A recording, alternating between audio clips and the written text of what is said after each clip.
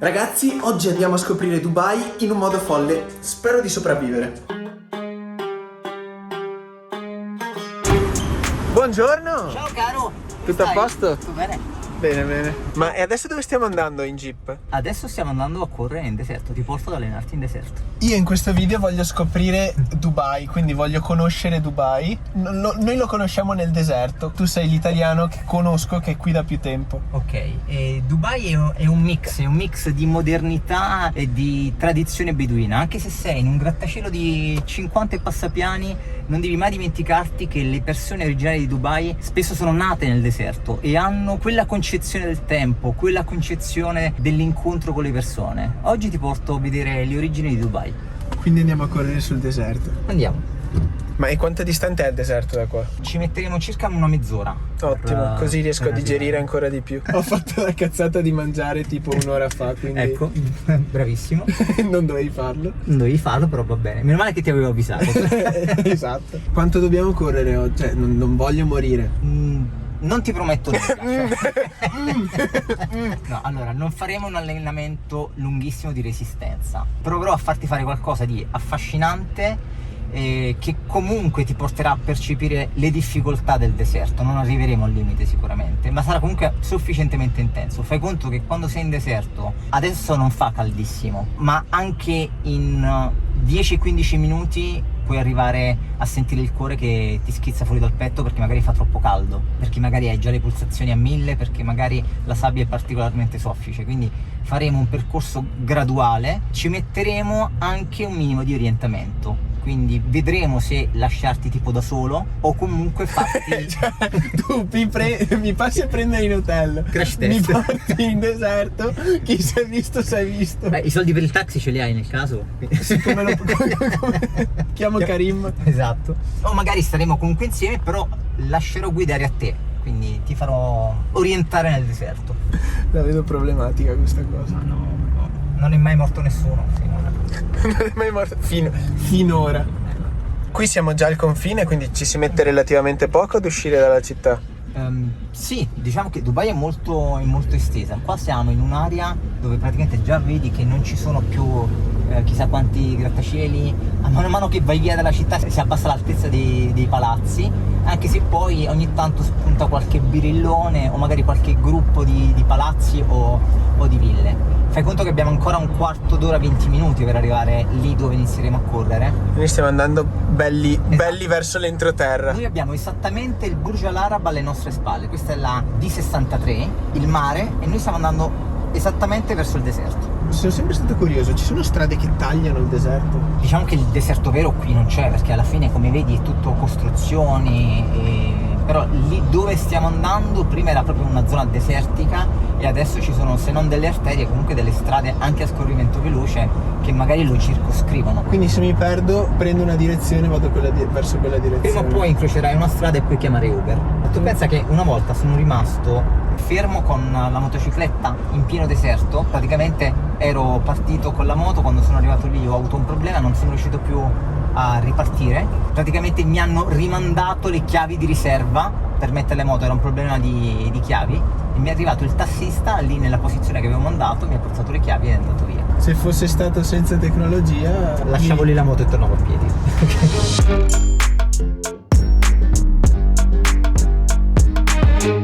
Io so cosa fai, ma il pubblico no. Io sono ingegnere, strano a dirsi, ma sono ingegnere. Sono arrivato qui nel 2004 perché lavoravo con il campionato mondiale di motonautica, con cui ancora collaboro. Ultime 4 tappe del campionato, Qatar e Dubai. Sono rimasto un mese in Medio Oriente, mi sono innamorato di Dubai, che non era la Dubai che stai vedendo tu adesso, che vedete voi adesso, e ho fatto in modo che la mia vita convergesse verso Dubai, ed eccomi ancora qui. Ti piace di più la Dubai d'ora o la Dubai del 2004? La Dubai del 2004, senza ombra di dubbio. È cambiato Perché? tutto. È cambiato tutto. Non che quella di adesso sia brutta, si è più internazionalizzata. Quella del 2004 era più difficile sicuramente, più economica, era più facile entrare in connessioni e sviluppare del business. Oggi invece fai un po' di fatica in più, soprattutto se arrivi adesso, però diciamo aveva una maggiore identità, era più un posto arabo. Oggi fai veramente fatica a trovare l'identità nazionale. Questo è una delle cose che critico sempre a Dubai, non tanto agli Emirati Arabi, ma proprio a Dubai. Dubai non è una città finta, cioè, anche perché cosa vuol dire una città finta? Che è stata costruita dall'uomo? Anche Roma, non è che hanno piantato i semi del Colosseo, dico sempre io. Però fai fatica a trovare l'identità, cioè riuscire... Sì, c'è un po' di tutto. C'è di tutto. Multietnica completamente. Esatto, non c'è un... Fai fatica a trovarla. Se vuoi parlare con arabi del posto devi sapere dove andarli a trovare. Un po' come dire, se vai a Napoli troverai 90 pizzerie e 10 ristoranti etnici. Qua è l'esatto contrario, cioè devi fare fatica a sapere dove puoi andare per mangiare la vera cucina locale. Ecco, questa è una cosa che non mi piace particolarmente. Riguardo invece palazzoni e cose che sono cambiate dal punto di vista architettonico e paesaggistico poi alla fine. È completamente un'altra città. È vero che anche adesso a volte magari manco un mese torno e trovo un palazzo che non c'era, o una strada che non c'era, o una che c'era l'hanno chiusa. Però fai conto che nel 2004 Dubai Marina non c'era, JLT non c'era, La Palma non c'era, il Burj Khalifa era un'area recintata, cioè tutta la zona di downtown non c'era. E nel 2004 cioè dov'era il centro della città? Dov'è che stavi? C'era Deira, diciamo la zona vecchia della città, quella era sufficientemente sviluppata. La fiera, il Dubai World Trade Center, era già periferia, era considerato periferia. Andare a Dubai Marina, dove all'epoca c'erano una decina di hotel che servivano praticamente il Marine Club, era veramente andare quasi fuori città. Oggi invece non si può parlare di un centro città, ci sono vari punti di interesse. All'epoca il centro di Dubai era Deira, era la zona che oggi quasi non viene considerata per la parte turistica.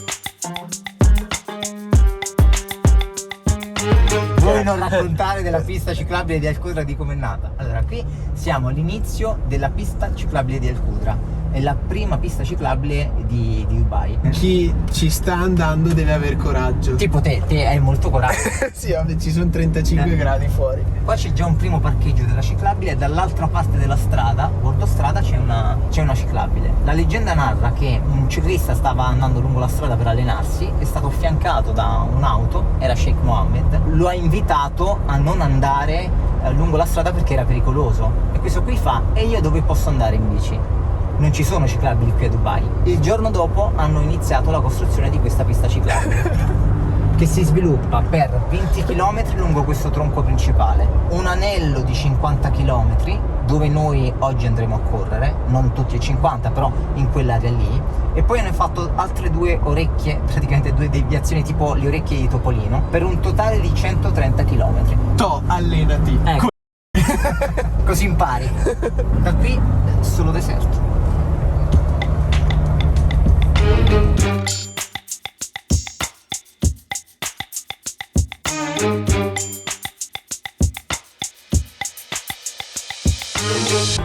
Ma in tutto questo quanto devo correre? Abbastanza di sicuro, ma in termini chilometrici?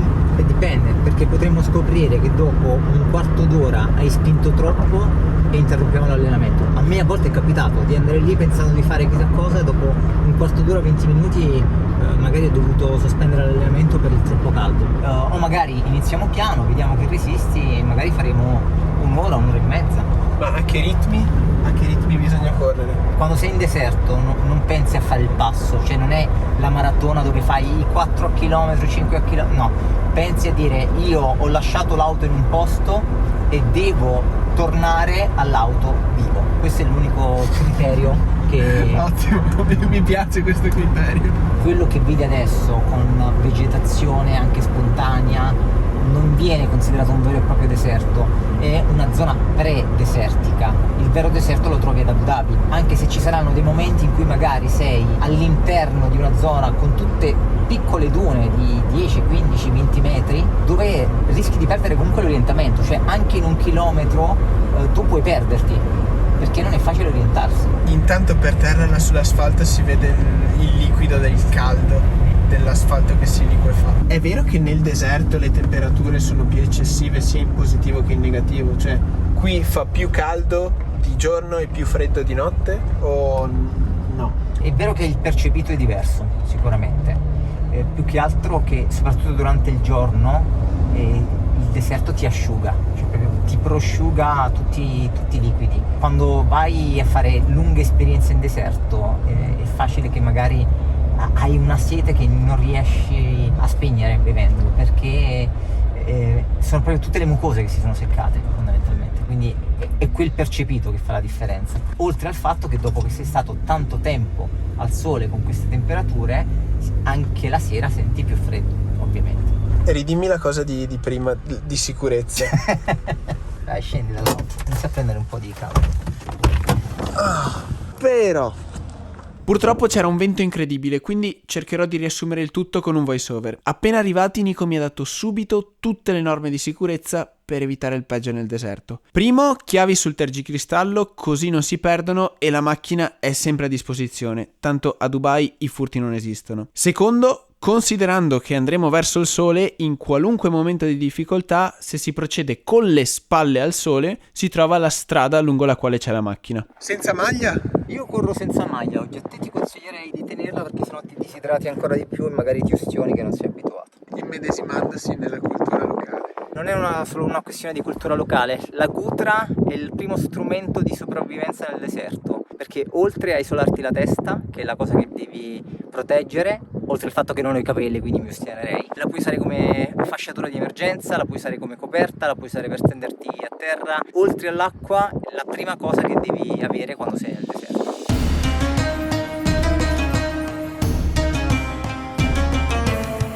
Via! E dopo un po' di riscaldamento per prendere confidenza con la sabbia, avevo già i primi dubbi. Io ho sbagliato a chiedere a quest'uomo di scoprire Dubai. Già ora che sei in mezzo a due dune non capisci più dove stai andando. Bravo. Non immagino dove proprio non c'è più vegetazione, sei finito. Bellissimo. Già qui, poi il rumore, vedi i camion, ma non si vede più la strada. Sì. Abbiamo fatto 50 metri. Adesso è meglio se mi concentro.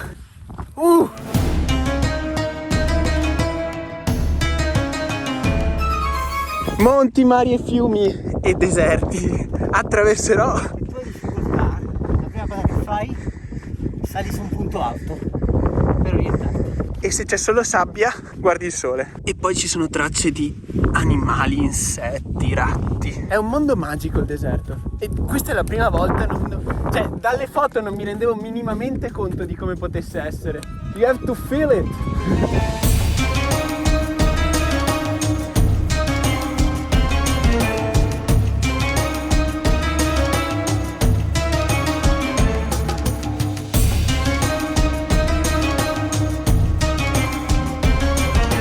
E intanto il vento ci premia con tutta la sabbia in faccia. Altre due regole fondamentali. 1. Mai riposare vicino agli alberi, si potrebbero trovare amici inaspettati. Secondo, mai sotto le dune. Se dovesse passare un 4x4 ci investirebbe. Il riposo sempre sulle punte delle dune dove c'è anche meno sabbia.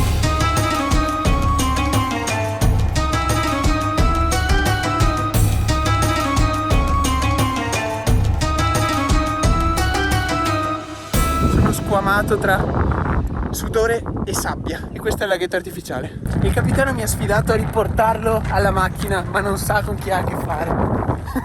Adesso mi mette in difficoltà con cose a casa. No, ti chiamo la macchina, poi io prendo l'auto. Tu torna a casa. Ok, adesso, caro Riccardo, noi facciamo una bella cosa. Ti riposi qui 5 minuti, fai vedere quanta acqua hai, bevi 2 dita d'acqua, lasciatene metà. Io nel frattempo parto e vado all'auto e tu dopo 5 minuti mi raggiungerai, quindi dovrai trovare da solo la strada per l'auto.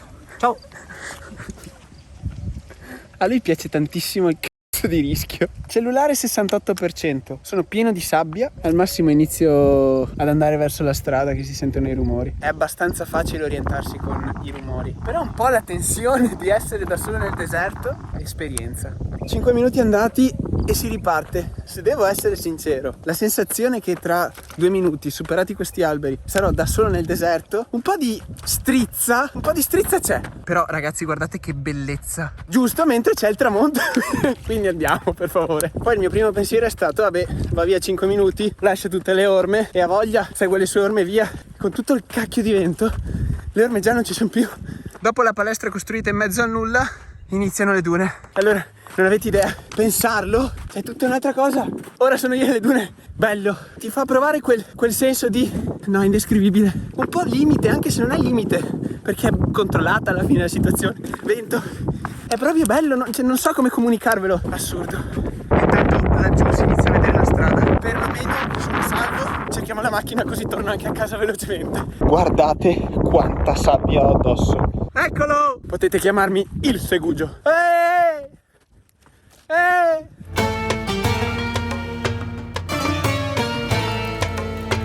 Un'esperienza mistica, cioè nonostante fosse tutto controllato, sul serio. No, è figo. Ti giuro, mi è piaciuto veramente tanto. Sono contento. Grazie. No, sul serio, grazie. Quanta sabbia c'è dentro questo?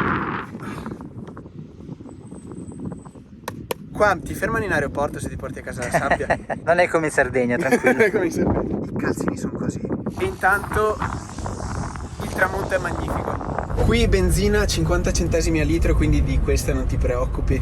No, benzina 50 centesimi al litro, anche se c'è da considerare che le distanze sono veramente enormi, cioè fai 100 km al giorno come se nulla fosse per fare il tragitto casa ufficio, quindi questo compensa un po' il prezzo basso della benzina. Tu che sei qui da 15 anni, Sì. stai provando a prendere la cittadinanza? È possibile? Si può fare? Ha dei vantaggi? Come funziona? Tecnicamente è possibile prendere la cittadinanza, però è molto stringente, devi avere 30 anni di visto residente continuativo, devi saper parlare arabo, devi avere la fedina penale pulita. In passato dovevi anche essere musulmano, adesso hanno rimosso questo vincolo. Il vantaggio è che se vivi qua, essere cittadino degli Emirati Arabi ha comunque una serie di vantaggi, l'istruzione gratuita, una serie di facilitazioni, quando ti sposi ti danno la casa, gli ospedali sono gratuiti, quindi è un bel vantaggio. Di contro, non avendo più un passaporto, diciamo, comunitario, ogni volta che viaggi devi iniziare a richiedere visti, non visti, quindi perdi un attimo questo vantaggio. Quindi non puoi avere due passaporti? Perché non puoi mantenere il doppio passaporto, devi riconsegnare quello italiano nel nostro caso. Tu conosci qualcuno che è riuscito ad ottenere il passaporto qui o... Non nei tempi recenti, perché oggi è sufficientemente difficile, ma prima dell'Unione degli Emirati Arabi o poco dopo l'Unione, la formazione degli Emirati Arabi negli anni 70, quindi tantissimi omaniti, yemeniti, iraniani avevano la possibilità di prendere il passaporto degli Emirati Arabi, anche perché, diciamo, gli Emirati avevano bisogno di fare massa critica e di avere una popolazione più numerosa, e quindi davano molto più facilmente il passaporto soprattutto a persone che erano già dell'area del Golfo. Sì, però all'epoca non valeva niente il passaporto emiratino. C'era sicuramente meno convenienza. Tu invece ci stai provando ora, però è ancora 10 anni, 12 anni? Per me è ancora presto, però chissà, in futuro potrebbe avere un senso e magari sarò il primo italiano a prendere la cittadinanza emiratina. Nel frattempo studio arabo. Buona fortuna. Mashkur. Mashkur e grazie. Mashkur e grazie in arabo locale. Qui negli Emirati Arabi parlano un loro dialetto. L'arabo è come l'Italia ma senza l'italiano, quindi ogni nazione parla un dialetto che è anche molto diverso da quello degli altri stati. Quindi facile quindi l'arabo? Non è difficilissimo, ovviamente ha un vocabolario completamente diverso dal nostro, l'alfabeto è diverso dal nostro. La difficoltà principale è proprio nella varietà di dialetti. È come se io venissi in Italia, inizio a studiare il dialetto napoletano e poi mi ritrovo a parlare solo con, che so, padovani. Più bello il dialetto veneto però. Ma è difficilissimo. Come vedi Dubai e comunque gli Emirati nei prossimi 10 anni? La vedo già è una metropoli, diventerà una cosmopoli a tutti gli effetti. Secondo me il loro obiettivo è quello di arrivare da qui al, non lo so, 2050 con 10 milioni di persone, quindi cambierà completamente l'aspetto, la struttura, l'essenza stessa di Dubai cambierà completamente, quindi questo è quello che vedo. Ma le aree secondo te migliori dove fare qualche investimento o comunque, diciamo, iniziare a guardare?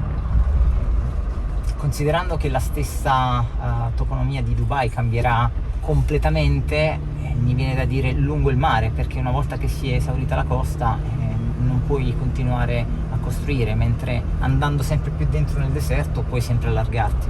Quindi il mare è una certezza, è che hai il mare, mentre se hai una villa in una zona che oggi ha un certo valore, domani si potrebbe deprezzare o meno, villa così come un appartamento. potresti stare in una zona relativamente tranquilla e invece tra 5-10 anni non sai quello che succede. Invece quando sei sul mare almeno una certezza ce l'hai. Io sono in affitto, ho acquistato l'ufficio, quindi il mio investimento immobiliare l'ho fatto strategicamente sull'ufficio per una serie di dinamiche. Per come la vedo io, se dovessi comprare un immobile, comprerei comunque un immobile da mettere a rendita, io continuerei a stare in affitto, perché questa è la mia concezione. La vera Dubai è proprio bella, vi consiglio assolutamente di venire nel deserto perché io non pensavo, però è un'esperienza veramente magnifica, ringrazio Nico. Che dire, abbiamo fatto poco meno di 8 km, però sono stati intensi. Iscrivetevi al canale se non volete perdervi tutti i futuri video e noi ci vediamo alla prossima volta. Ciao a tutti!